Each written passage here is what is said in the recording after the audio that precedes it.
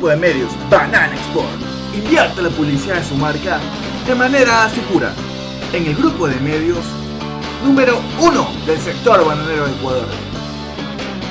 Revista Banana Export, portal de noticias web, canal de televisión por internet, aplicación móvil, redes sociales. Grupo de medios Banana Export. Visítanos en bananaexport.com.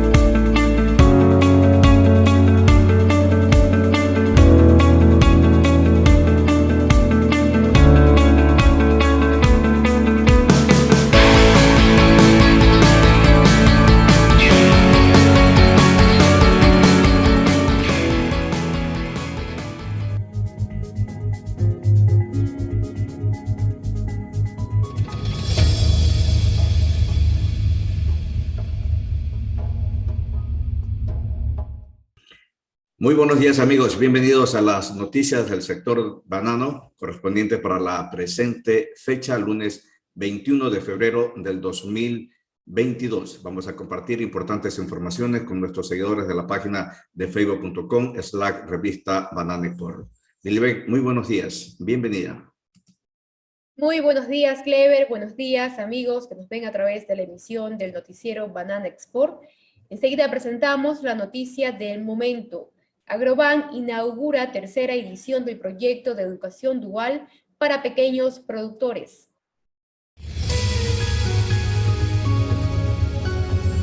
La iniciativa está enfocada en impulsar la formación de personal de la cadena de valor y fomentar la producción bananera sostenible.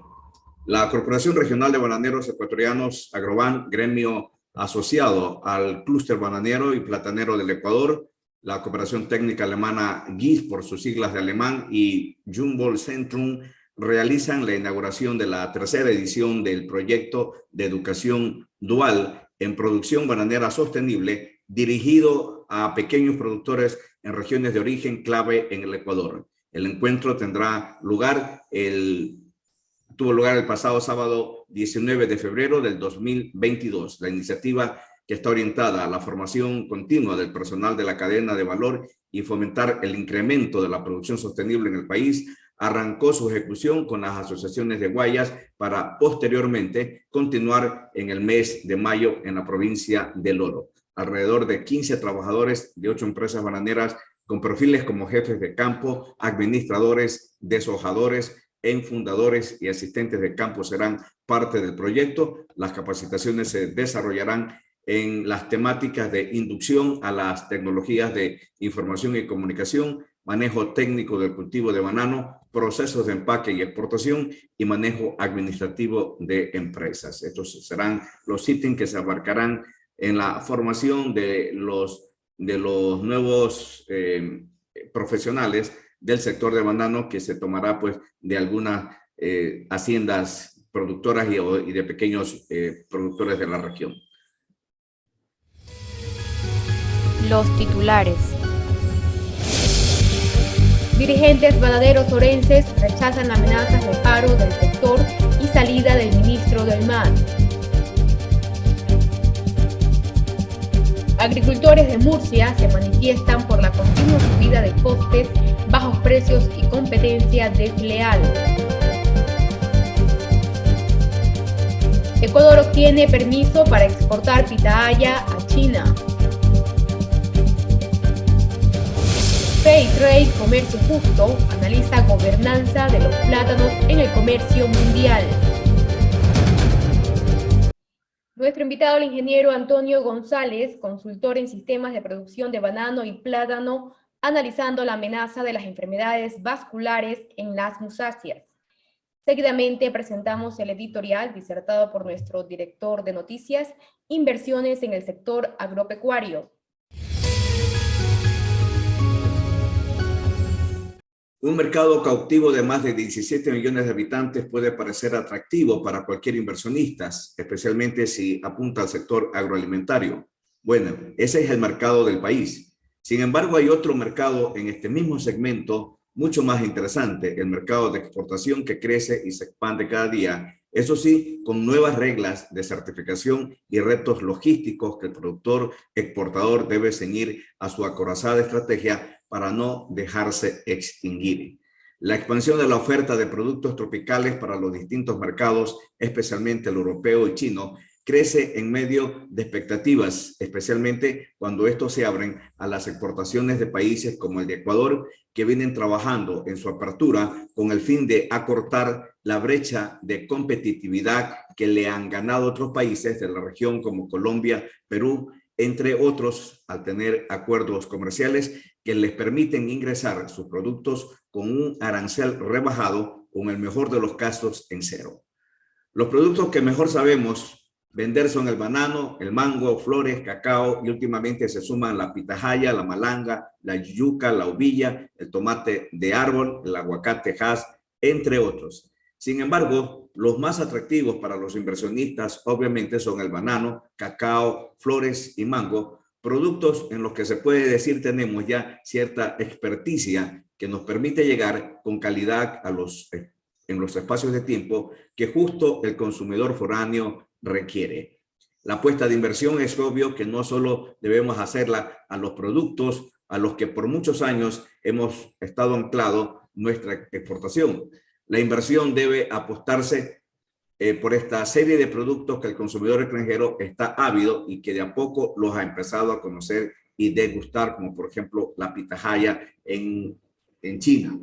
La pitahaya, el aguacate Hass, el arándano, entre otros, parecen concitar el interés de los consumidores. Ecuador está en condiciones de ser competitivo y sostenible, solo requiere de una buena cartera de inversión privada que debe ser apalancada desde el Estado con líneas de créditos específicas que permitan implementar la tecnología que se requiere para una explotación comercial de estas líneas de productos. Vemos con buenos ojos el interés de grupos económicos de proveer inversión a los pequeños y medianos productores. Desde el MAC se anunció la semana anterior que están disponibles 50 millones de dólares que una empresa británica dará en insumos, especialmente urea, y otros requerimientos nutricionales de los cultivos.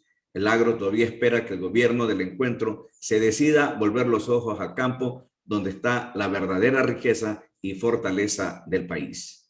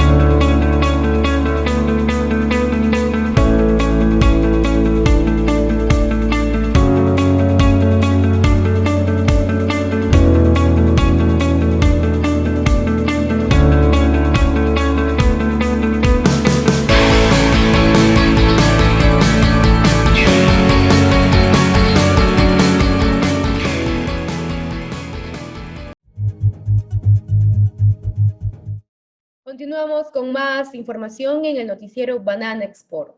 Dirigentes bananeros orenses rechazan amenazas de paro del sector y salida del ministro del MAT.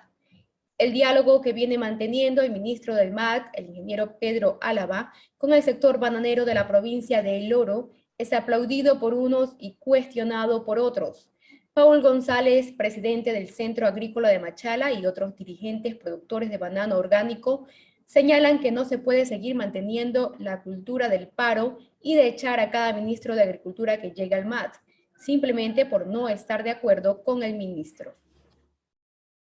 Advierten que el sector lleva 40 años haciendo lo mismo y la situación no ha cambiado. Reconocen que son factores exógenos los que afectan las políticas internas del sector banano y cierta dirigencia que ya le quedó mal a los productores en años anteriores. Escuchemos.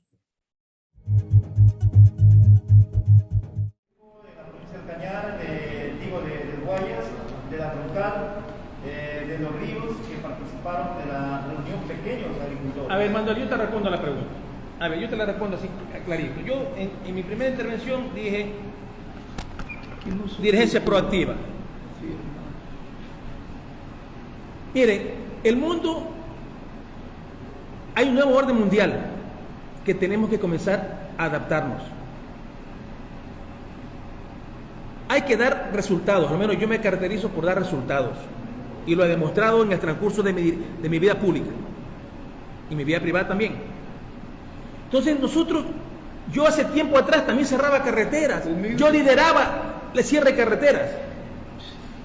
Pero también me di cuenta, yo creo que evolucioné. Y no me quedé con un discurso de hace más de 20, 30 años atrás. Permítame. Entonces, vean. El dirigente tiene que ser proactivo. Los socios o donde sea que usted esté siendo dirigencia, Manuel, hay que dar resultados. Y nosotros estamos dando resultados. Los mercados, el mundo, ya hay un problema serio entre Rusia y Ucrania. Rusia tiene ya 2 devaluaciones de su rublo, de su moneda. Las navieras nos están explotando. Las cadenas de supermercados nos están explotando. La pelea no es interna, señores, la pelea es externa. Entonces pregúntenle a los compañeros de ABO cuando ellos exportaron para Libia. Quedaron debiendo más de $1.400.000 a los productores.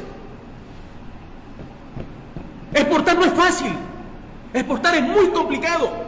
Y hay que poner los puntos sobre las IES. Nosotros, ¿de qué sacamos estar votando ministros? ¿Qué sacamos insultando ministros? Nosotros damos la cara y vamos con propuestas. Eso nos caracteriza. Propuestas, pero propuestas que se hagan realidad en base a resultados como ya lo manifestó el ministro, que a partir de marzo ya salen los kits para la fumigación. Con eso vamos a ayudar bastantísimo a los pequeños.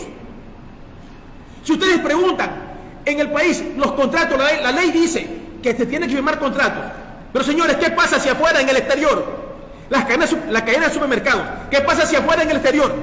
Los importadores no quieren firmar contratos. ¿Los podemos obligar?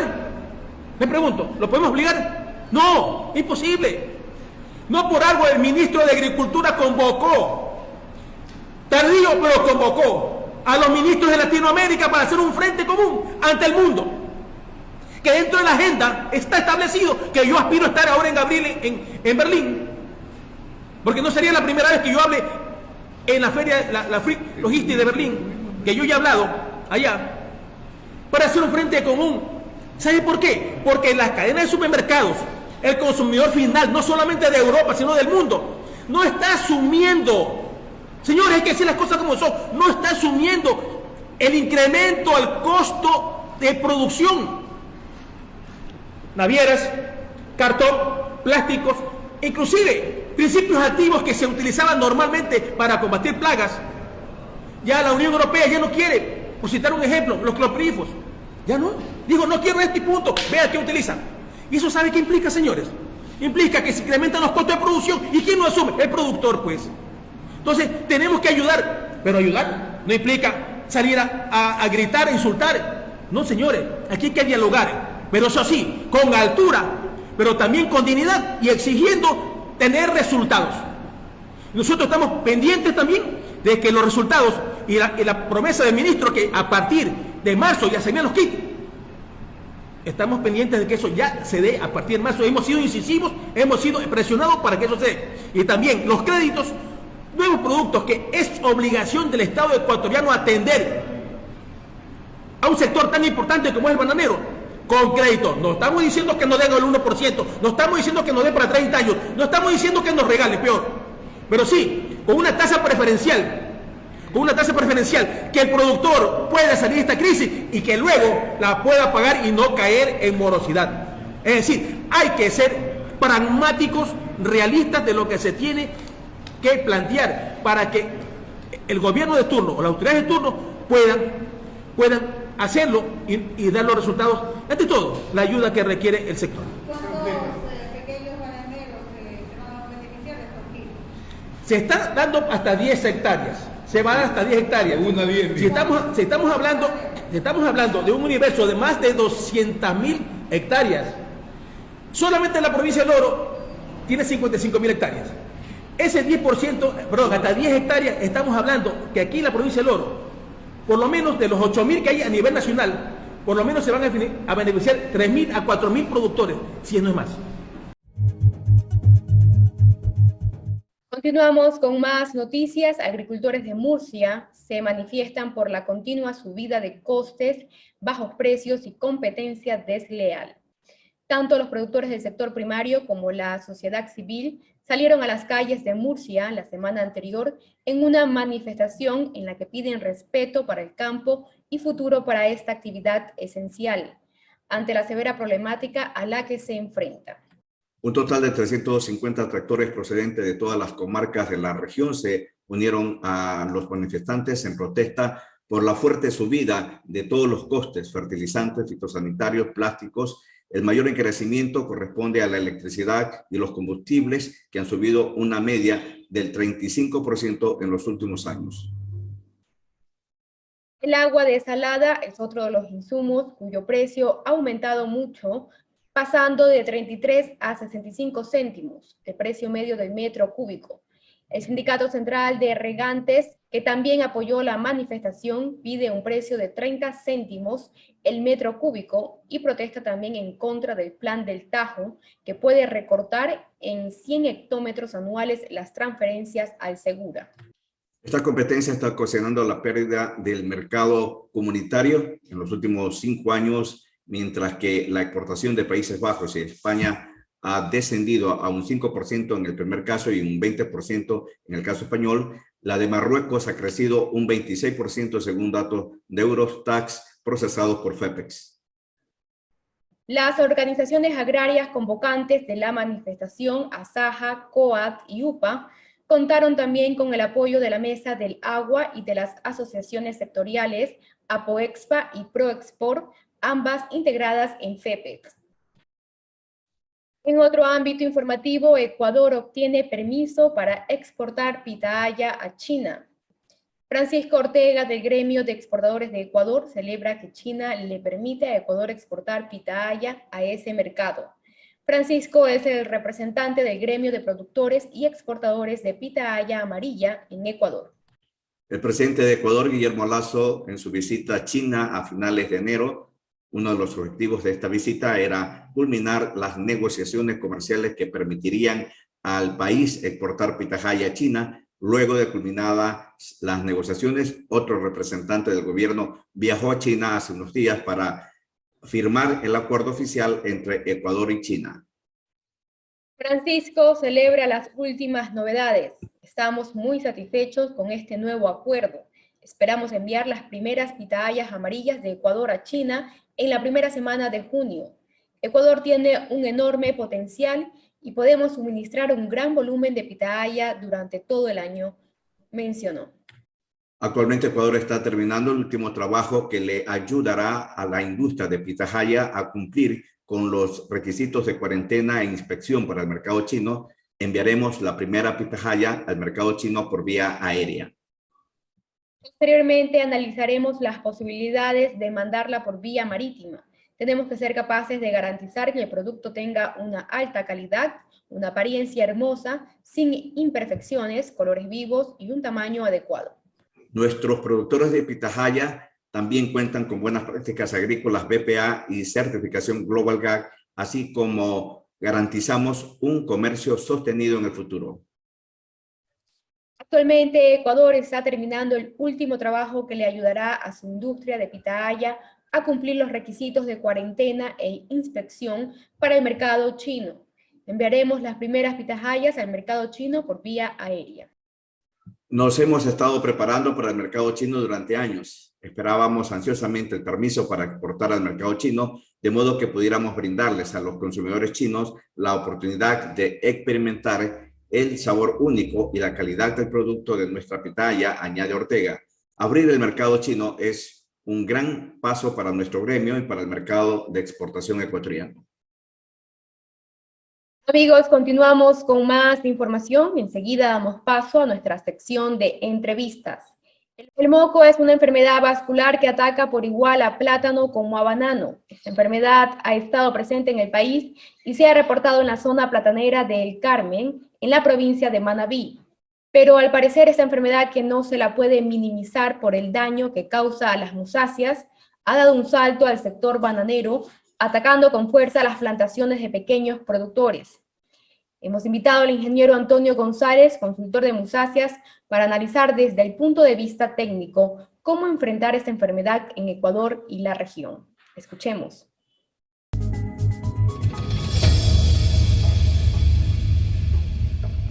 Muy buenos días, muchas gracias Antonio González. Antonio, gracias por aceptar la entrevista y vamos a tratar el tema de las enfermedades en las musáceas, especialmente en banano y plátano, que son muy recurrentes y obviamente afectan mucho el rendimiento, la producción y productividad de estos dos cultivos importantes para la seguridad alimentaria y sobre todo para las exportaciones de países de la región Ecuador y Centroamérica. En el caso del moco de banano se ha dado una alerta en Ecuador y he tenido reportes también de Perú de que hay mucha afectación allá. Pero en el caso de Ecuador la teníamos confinada a la provincia de Manabí, en la zona platanera del Carmen, pero ahora sabemos que está diseminada, según la información que nos ha presentado el doctor Quimí en un webinar incluso que se dio la semana anterior, que se ha diseminado más o menos a 12 provincias. ¿Cuál es la estrategia, Antonio, para enfrentar estas enfermedades vasculares y específicamente el banano, que se considera una enfermedad silenciosa que va avanzando? Sí, bueno, primero que todo agradecido por la invitación nuevamente a este espacio de comunicación. Un gran saludo para nuestros amigos en Ecuador. En el caso de Ralstonia, de la enfermedad pues conocida popularmente como moco, digamos que la estrategia principal es la capacitación. En ocasiones ese desconocimiento sobre la enfermedad, desconocimiento sobre las formas de atender y poder afrontar un positivo de moco, creo que es donde está la gran oportunidad de poder frenar este tipo de enfermedades vasculares. Entonces debemos trabajar mucho en la sensibilización del operario en finca, del productor, y tener muy claro cuáles son el paso a paso que debemos cumplir cuando tenemos un positivo de esta enfermedad dentro de nuestros predios. Es una enfermedad, digamos, que genera unos impactos importantes, pero que con un buen manejo en bioseguridad y un buen tratamiento a cada uno de los focos, pues son áreas que se pueden recuperar y ser nuevamente productivas. Pero yo creo que el primer eslabón en la cadena es trabajar sobre la capacitación y sensibilización en la identificación de plantas relacionadas con síntomas, con moco y la manera adecuada para tratar esta enfermedad. En el caso de la región, específicamente en Ecuador, ya tenemos identificado incluso las zonas. ¿Qué pasa con Perú, Colombia, por ejemplo? ¿Qué tan afectados están por esta enfermedad? Bueno, para el caso de Colombia, pues Perú no tengo mayor información, pero para el caso de Colombia, digamos que se encuentra moco distribuido, se encuentra en las zonas productoras de banano de exportación. En las zonas de Urabá hay presencia de la bacteria, tenemos presencia en Magdalena y presencia en Guajira.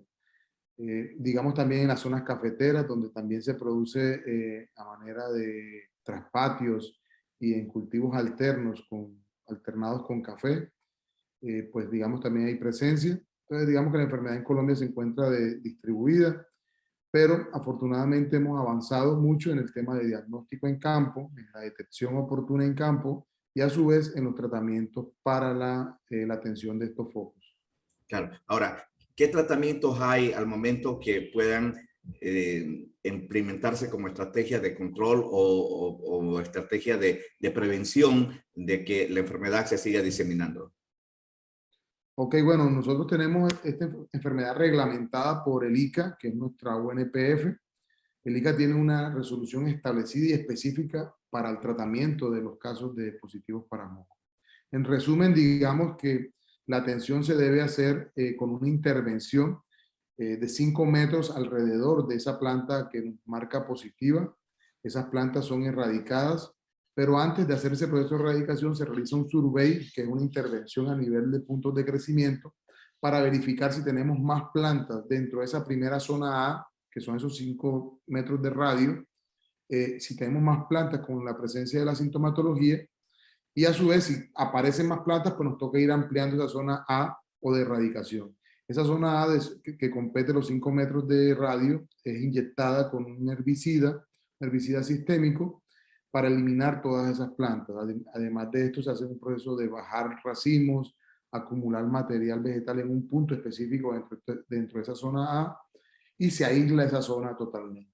Sigue una zona B, que es la zona de observación, que es una zona que son 10 metros a partir de la planta enferma, en donde se realiza proceso de observación permanente e identificación de presencia de plantas con posibles síntomas. Ese seguimiento se mantiene y esa cuarentena se mantiene durante 6 meses. Durante esta cuarentena debemos garantizar el mantenimiento de estos casos de moco con el proceso de control de malezas, con el fin de que no se genere crecimiento de malezas que al final terminan siendo hospederos de esta bacteria. Entonces esa área se debe mantener muy limpia y cumpliendo con todos los protocolos de desinfección en los ingresos y en las salidas. Es importante que esas áreas o lotes donde se encuentran esos focos se implemente la desinfección de herramientas mata-mata con el fin de evitar la diseminación de la bacteria hacia otras áreas de la finca. Claro. Ahora, a diferencia de, por ejemplo, el Fusarium FOC R4T, esta sí se puede erradicar, sí se puede controlar. Nosotros siempre, desde el punto de vista agronómico, hablamos de manejo. Nosotros podemos manejar moco, manejar en el sentido de que son áreas que, a pesar de que tienen la presencia de la bacteria, con los tratamientos que se le aplican, esas áreas pueden volver a ser productivas. En ese sentido, el manejo hasta ahora se ha mostrado que es eficiente siempre y cuando cumplamos con las metodologías estrictas del proceso de erradicación de las plantas afectadas por moco. Entonces, el secreto está en eso. Además de eso, la disciplina. Para nosotros que estamos en el negocio del banano de exportación, tenemos claro que el moco es una enfermedad de tipo administrativo. ¿A qué nos referimos con eso? Que depende de las acciones que se implementen por la administración de cada finca o predio. Depende de la rigurosidad que se implemente o se establezca y en el cumplimiento de estos protocolos que deben venir desde la cabeza del sector productivo, desde la cabeza de ese predio, de esa finca afectada, muy seguramente así serán los resultados. Entonces debemos ser muy estrictos con el cumplimiento de las medidas, muy estrictos con la bioseguridad, muy estrictos con la desinfección y haciendo la metodología apropiada y recomendada o establecida por nuestra UNPF. En el caso de usted, me imagino que Agrocalidad tendrá establecido un procedimiento para erradicación, muy seguramente, así como en el caso de Colombia, el ICA tiene la resolución establecida para esas intervenciones. Claro, al parecer aquí en nuestro medio todavía nos está cogiendo un poquito de sorpresa la información de que la tenemos totalmente diseminada en más o menos 12 provincias. Ahora con el webinar que presentó el doctor Quimí es que no hemos desayunado la gran afectación de esta enfermedad que en las áreas productivas de banano y obviamente en plátano no se conocía y se había hablado de que por efecto de la geografía no iba a pasarse pues hacia otra parte, pero finalmente ya ahora la tenemos. Y ahora ya con la papa caliente en presencia de campo, habrá que trabajar en todas estas estrategias y tal vez pues establecer estrategias parecidas o protocolos parecidos a los que se realizan en otros países. Hay algo que dentro de este webinar también se presentó, de que es posible recuperar las plantas ya afectadas a través de un tratamiento con un producto que todavía creo que está en análisis, pero entiendo que va por el uso de tricodermas o por lo menos un producto que es amigable o ecológico, que es una sustancia que permitiría el recuperamiento. O sea, ¿podemos confiarnos en pajaritos preñados? Bueno, realmente, miren, todos los procesos de investigación ameritan, digamos, valorar todo ese ejercicio investigativo que se ha desarrollado alrededor de esta problemática generada por moco, pero realmente, por lo menos en nuestra experiencia, la que tenemos en Colombia hasta la fecha, los procesos de erradicación o curativos realmente, pues, científicamente comprobados, no hemos visto hasta este momento, digamos, alguna metodología que nos dé una vía de tratamiento sobre ese sentido. Por lo tanto, nosotros nos acogemos pues al proceso de erradicación y establecido por el ICA, que realmente sabemos que funciona, conocemos, ya tenemos la experiencia adquirida y sabemos que al final del día nos puede dar mayores posibilidades de mantener la sanidad de nuestro cultivo. Hay un punto importante, de pronto, Clever, que se me escapaba hace un instante cuando hablaba de la estrategia regional, y un punto es el tema del material vegetal, nuestra fuente de material vegetal. En el tema de plataneros y en general bananeros, pero digamos que creería yo que a veces nuestros productores de plátano, por ejemplo, para el caso de Colombia, son productores de traspatio, pequeños productores, que a veces están limitados en la parte de recursos económicos, y eso hace que utilicen material de propagación no certificado. En ese orden de ideas, ese tipo de material, que en algunos casos también lo hemos visto en bananeros, obviamente, pero un poco más expresos, es mucho más palpable en plataneros, pero realmente esa situación de no poder garantizar un material certificado, material inocuo, digamos que es la principal razón de diseminación de este tipo de enfermedades. Entonces hay que tener mucho cuidado con el material, nuestra fuente de materiales. Además de eso, cuando hacemos viveros, si es material certificado, que nuestro sustrato, el sustrato que estamos utilizando dentro de nuestros viveros, también nos dé las garantías de no estar contaminando ese material y que al final del día estemos llevando a campo material ya afectado. Entonces hay que tener mucho cuidado con eso, pero realmente, como te mencionaba, nosotros para el caso de banano de exportación en Colombia nos hemos acogido a la resolución del ICA, la cual está basada en soporte científico, con ensayos, pruebas, metodologías, y realmente en campo hemos visto los resultados de esa implementación. Entonces, yo creo que con una buena metodología pudieran hacer frente a esta bacteria y poder frenar su avance. Claro. Bueno, pasando a otro tema y a uno de los temas conocidos por ti, ingeniero González, el tema del FOC, vemos que avanza incluso en Colombia, a la zona de Magdalena, en Perú también, en Sullana se sigue extendiendo. Nosotros todavía estamos, obviamente, con la espada de Damocles sobre nuestras fronteras, y esto preocupa muchísimo de lo que nos pueda afectar. A lo mejor decimos estamos preparados con tanta información que se ha dado, pero ya cuando ocurra la situación de infectación, pues allí realmente veremos qué tan informados y qué tan bien preparados estamos para poder contener en la zona. ¿Cuáles son algunos de los aspectos que al momento están trabajando en Magdalena, por ejemplo? Sí, bueno, primero quisiera hacer una observación sobre el comentario que mencionas. Nosotros, nuestro primer caso de positivo en La Guajira se detectó en junio del 2019. Y nuestro primer caso en Magdalena se detecta en noviembre del 2021. Eso quiere decir que teníamos cerca de 2 años y medio, íbamos a cumplir cerca de los 3 años en el proceso de contención. Entonces, digamos que se ha hecho un gran esfuerzo por todos los grupos, por los gremios, por el Estado, a través del Ministerio de Agricultura y a través de nuestra UNPF, que es el ICA, en plantear estrategias que ayudaran a retrasar ese proceso de avance de la enfermedad. Y yo creo que a pesar de que hoy ya está presente en Magdalena, en un predio, pues también es cierto que logramos mantener la enfermedad en contención en la zona de La Guajira por más de 2 años. Entonces es un trabajo también, un esfuerzo importante que hay que resaltar de todo el equipo, desde el grupo Agrovit, al cual represento, con Tepaco, pues realmente se ha hecho un esfuerzo importante y hay que resaltar, más que hoy que lo tenemos en Magdalena, que obviamente es una noticia supremamente importante, hay que también tener en cuenta todo el espacio o el tiempo que ganamos con toda la contención que se logró hacer en Guajira. Hoy en Magdalena pues estamos reforzando el tema de vigilancia y monitoreo, estamos muy alertas, estamos revisando plantas que nos están reportando con un tipo de sintomatología con el fin de descartar la presencia de plantas asociadas a Fusarium, a Racecola tropical. Entonces yo creo que nos ha tocado reforzar en el tema de monitoreo, vigilancia, estar muy atentos. Obviamente la finca en Magdalena que está bajo la cuarentena está bajo el control del ICA. El ICA hace permanente, digamos que está presente de manera permanente en el predio haciendo verificación, verificando el cumplimiento de los protocolos de bioseguridad. De igual manera nosotros en las demás fincas de Magdalena también se ha reforzado todos los esquemas de bioseguridad.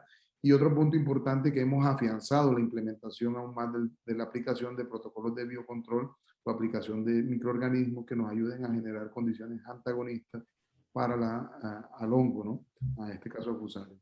Entonces yo creo que estamos frente a un ente biológico, obviamente hemos hecho todos los esfuerzos y seguimos haciendo todos los esfuerzos para la contención y prevención, pero desafortunadamente pues hay muchos factores que digamos pudiera ayudar en la dispersión de este patógeno, pero creo que hemos ganado tiempo y vamos a seguir ganando tiempo en el resto de las zonas de Magdalena y del país. Bueno, le agradecemos al ingeniero González por la información y lo comprometemos, ingeniero, en cualquier momento también a seguirlo consultando porque este tema obviamente no lo vamos a agotar. Muy buenos días. Muchas gracias, Clever, y hasta una próxima oportunidad.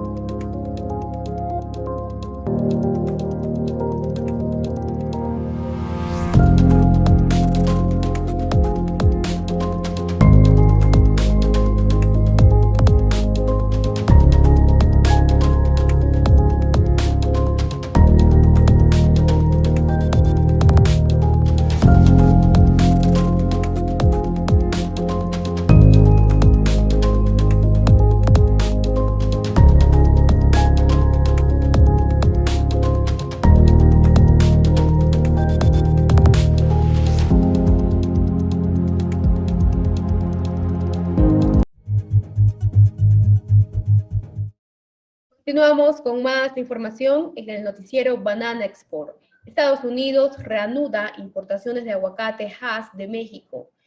El USDA anunció el pasado 18 de febrero que su programa de inspección de aguacate en Michoacán, México, se ha reiniciado las exportaciones de aguacate a los Estados Unidos y que se han reanudado. El USA trabajando en estrecha colaboración con el oficial de seguridad regional de la Embajada de los Estados Unidos en México, la Organización Nacional de Protección Fitosanitaria de México, SENACICA, y la Asociación de Productores y Empacadores de Aguacate Exportadores de México, APAN, han promulgado medidas adicionales que mejoran la seguridad de los inspectores del AFIS que trabajan en el campo, luego de que una amenaza hecha a un empleado el 11 de febrero anterior, según el comunicado. La seguridad de los empleados del USDA simplemente haciendo su trabajo es de suma importancia. El USDA agradece la relación positiva y de colaboración entre los Estados Unidos y México que hizo posible la resolución de este problema de manera oportuna. Realmente la pasaron muy mal las autoridades fitosanitarias de México ante la negativa de Estados Unidos de parar las exportaciones de aguacate. Iba a causar grandes pérdidas de haberse prolongado esta decisión. Felizmente ha habido un acercamiento por parte de las autoridades. Uno, porque están justo en la temporada de mayor demanda del aguacate por parte del consumidor estadounidense, y no hay obviamente país que oferte la cantidad que puede ofertar los Estados Unidos. Se iba a poner muy, muy caro el aguacate en los mercados de Estados Unidos si la medida hubiera progresado. Felizmente se llegó a un acuerdo y van a haber mayores medidas de protección para los empleados de la AFIS en las plantaciones de campo y en las empacadoras donde hacen obviamente su trabajo estos técnicos. Continuamos con más noticias. Fair Trade, Comercio Justo, analiza gobernanza de los plátanos en el comercio mundial. Durante el seminario web que organizó Fair Trade la semana anterior, se reflexionó junto con los productores de banano, expertos, organizaciones de sociedad civil, el sector público y la industria sobre cómo abordar el costo humano de los bananos de bajo costo e identificar formas de avanzar. Juntos podremos cambiar el rumbo y dar pasos importantes para garantizar que todos los plátanos vendidos en Bélgica se produzcan en condiciones que respeten tanto el medio ambiente como los derechos humanos, dijeron los organizadores de este webinar. Por otro lado, nueva ola de contratos a largo plazo establecerá tarifas de transporte marítimo mucho más altas y sin precedentes. Se advierte a los usuarios tener especial cuidado y se les sugiere mantener acuerdos por no más de 12 meses. Nunca hemos visto esto antes. Nos adentramos en una temporada de licitaciones que no se parece a ninguna otra históricamente, dijo Patrick Berglund, director general de Ceneta. Berglund se refiere a la ventaja excepcionalmente desigual que tienen las navieras en las negociaciones del 2022 para los contratos a largo plazo con los expedidores, los contratos que determinan lo que pagarán los importadores estadounidenses durante el próximo año y cada vez más durante varios años, reportó FreightWaves. Los fletes transpacíficos al contado alcanzaron cotas vertiginosas durante la crisis de la cadena de suministro de la era COVID-19, pero en teoría los fletes al contado pueden bajar muy rápidamente. Es en el mercado a largo plazo en el que los expedidores se comprometen a cantidades y precios a lo largo del tiempo, donde las empresas de transporte marítimo pueden obtener ganancias prolongadas. Los datos de Ceneta sobre los contratos a largo plazo muestran una nueva subida este año que se suma a las ganancias acumuladas a lo largo de 2021. En el primer semestre del año anterior, la tarifa media a largo plazo entre Asia y la costa oeste rondaba los $3,000 por TEUs. En octubre se elevó a los $6,000 hasta 6,500 por cada TEU. Para el 2022 vemos costos de 7,000 o de 8,000 dólares como un indicador temprano, dijo Berglund.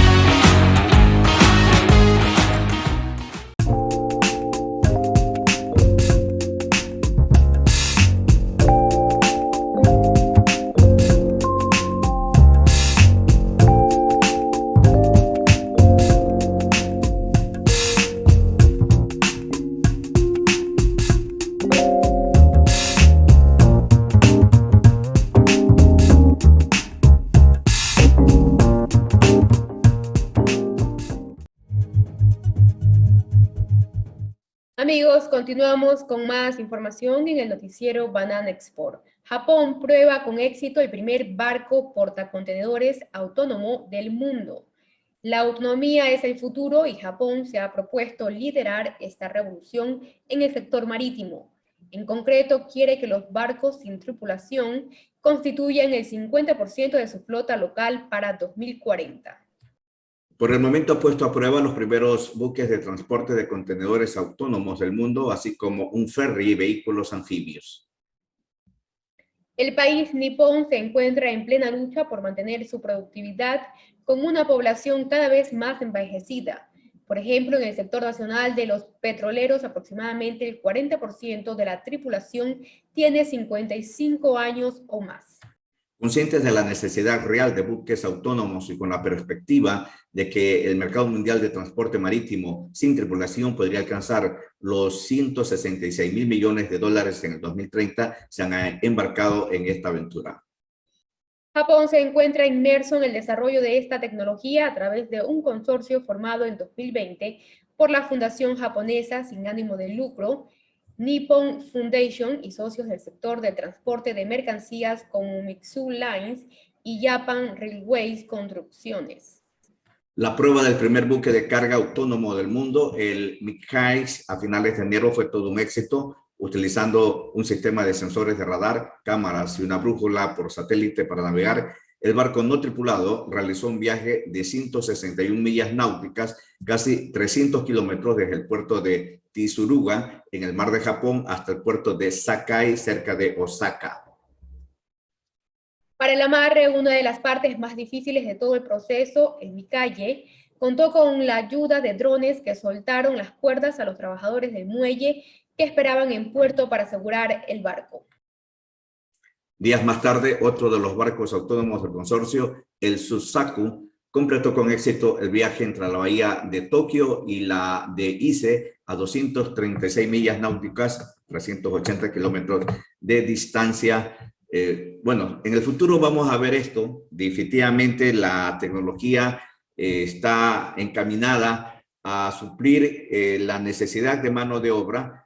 En el caso pues, de Japón, como ellos mismos advierten, tienen una población altamente envejecida y van a requerir dos cosas. Crear la tecnología o implementar la tecnología que les permita a ellos ser autónomos. En este caso, en los barcos, por ejemplo, ya no se necesitará en absolutamente nadie, a lo mejor un operador como máximo. De ahí todas las otras cosas se harán pues a través de sensores que le permitirán al barco ser totalmente autónomo. Inclusive pues en el cabotaje se ha visto el uso de los drones que sueltan las amarras para que en el muelle puedan ser tomadas por los trabajadores del muelle y lo amarren, porque este proceso sí es uno de los más difíciles y obviamente técnicamente tiene que ajustarse a la necesidad, porque si en el caso no consentido de que se desamarre o que quede mal, eso podría ocasionar pues accidentes. Ya ha ocurrido en algunas otras ocasiones. Pero reitero, vamos a ver mucho más de este tipo de tecnología en el futuro. Lo estamos viendo en el transporte terrestre a través de los camiones que utiliza Tesla. Hay ya mucha mercadería que se transporta a través de camiones totalmente autónomos, o por lo menos el conductor va solamente como un copiloto que en ciertas circunstancias muy especiales puede hacer tomar el mando y obviamente pues conducir el vehículo. De allí, y esto que estamos, podríamos decir, esta tecnología tal vez se ha desarrollado en los últimos 10 o 5 años y veremos mucha más en el momento en que se implemente esta tecnología 5G, que es una de los propósitos que tiene el mundo en general, implementar la tecnología 5G para todo el uso de los aparatos que tienen conexión con Internet. Esto pues mejorará la velocidad de la conductividad de órdenes que se puedan dar a través de estos sensores. Así que veremos mucho más.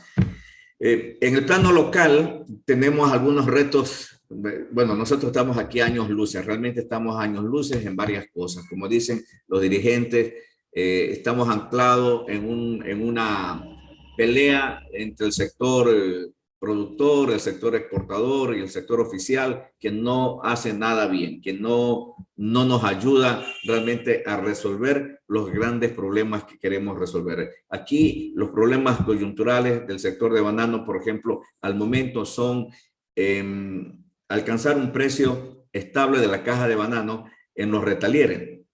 El webinar que se dio la semana anterior por parte de Fight Trader y algunos actores del sector banano, o yo podría llamarlos algunos influencers del sector de banano, como por ejemplo el representante de Banana Link, el señor Paul Levens. También estuvo la señora que maneja en República Dominicana el tema de Fight Trade, y también estuvieron algunos representantes de los retalieres. Y la urgencia de esta reunión o de este webinar era analizar el tema de los derechos humanos en la gobernanza del plátano o del banano en los diferentes mercados, o de los orígenes del plátano que llegan al mercado de Europa y básicamente a Bélgica, donde está el puerto de Amberes, donde se llega la carga más importante que luego se distribuye a los diferentes estados de la Unión Europea. El planteamiento sigue siendo el mismo que lo hicieron hace unos 2 años y que lo reiteraron en el 2021 respecto al cumplimiento de las políticas de precio de pago de precio de salario a los trabajadores dignos. Esto no quieren zanjar, y obviamente yo creo que eso no es negociable. Lo negociable sería tal vez que países como Ecuador, que han podido probar el hecho de que nosotros pagamos un salario digno a través de, no de ahora, sino de muchos años atrás, se nos pueda considerar pues también una cuota de mayor pago para nuestros bananos, y que nos permitan pues obviamente llegar con más facilidad. Veamos cómo estará el tema también en la Free Logística de Berlín, donde irán muchos productores. Esta vez entiendo que van con planteamientos muy fuertes los productores a través de esta reunión de Free Logística, que permitirá conocer más detalles de cómo manejamos el tema del pago del salario digno. Yo creo que va a servir muchísimo esta plataforma de Free Logística para poder seguir siendo nosotros competitivos y sostenibles en el negocio bananero. La semana la semana 5 que se inicia hoy, el precio de la semana 4 cerró más o menos a $7 la caja. Ese fue el promedio que empezó en la semana 4 y 5. Este ha sido el precio spot que se ha manejado. No hay todavía pues señales de que los retaileros quieran firmar contratos con los exportadores. Ya se pasó el tiempo también de la firma de los contratos, y al momento obviamente yo creo que el negocio de banano para el 2022 se va a manejar en spot. Esperamos que también parece que hay un aflojamiento de la tensión en los puertos de los Estados Unidos, aunque todavía se nota mucha congestión en los puertos de China, y esto pues traba el flujo de la carga y no nos permite pues tanto a los países ofertantes de frutas perecibles, no nos permite llegar con los tiempos necesarios hasta esos mercados. Amigos, con esto concluimos la información del día de hoy. Estaremos el día viernes con más detalles del sector banano llevándole a ustedes. Hasta entonces, muy buenos días. Amigos, así concluimos con la programación del día de hoy. Que tengan un excelente día.